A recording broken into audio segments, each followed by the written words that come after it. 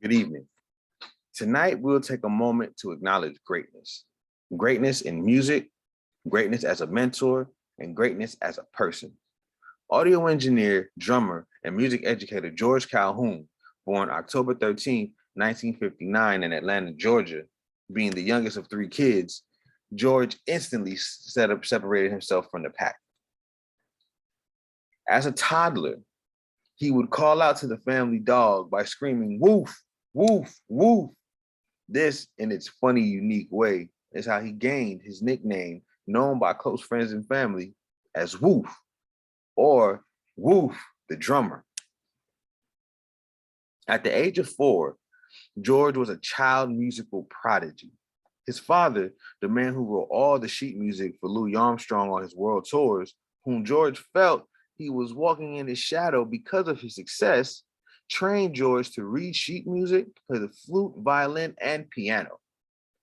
By the age of 12, he was running, playing, and booking his own band, a band other than him, which was casted by nothing but adult musicians, to play weddings, parties, and corporate events.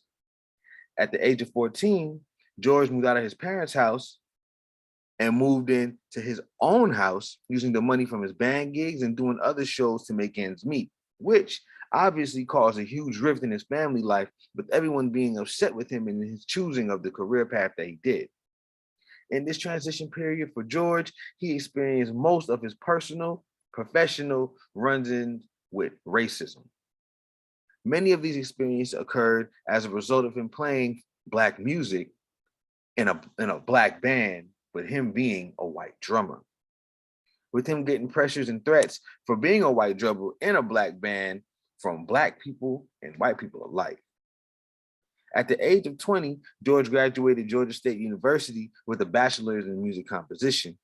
In these early days of MIDI and MIDI machines, George and one of his close friends made a name for themselves in the music industry by taking the grooves and the rhythm and the feel of a real drummer and applying it to the very rigid and shrewd MIDI drums.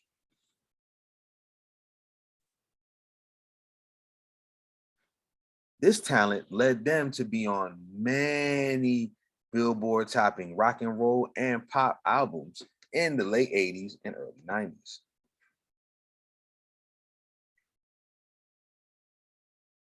To add to this, he's also had his own fair share of songs popping up on Billboard Top 10 by being a studio drummer in the early, mid, late 80s and the early 90s and mid 90s.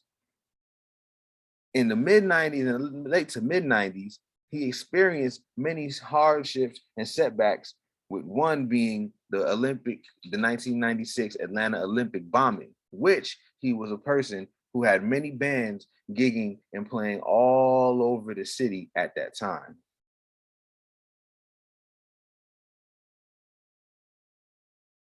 To add insult to injury, after the bombings, he suffered a very tragic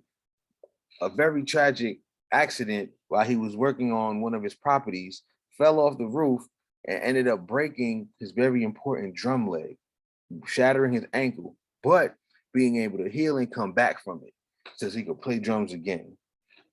But in the meantime of healing, he picked up a new profession, audio engineering.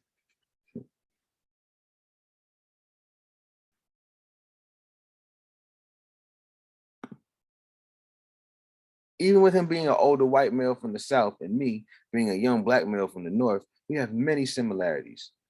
With our early start in music as young childhood prodigies pushed by our fathers, producing music since our teenage years, turning into audio engineers later in our careers, and even working on tours as soundmen and teaching kids music to this day, these parallels give us the perfect mutual ground for us to begin and to see through a professional and personal relationship that will bear fruits of positivity and wealth for generations to come. Thank you. Good night.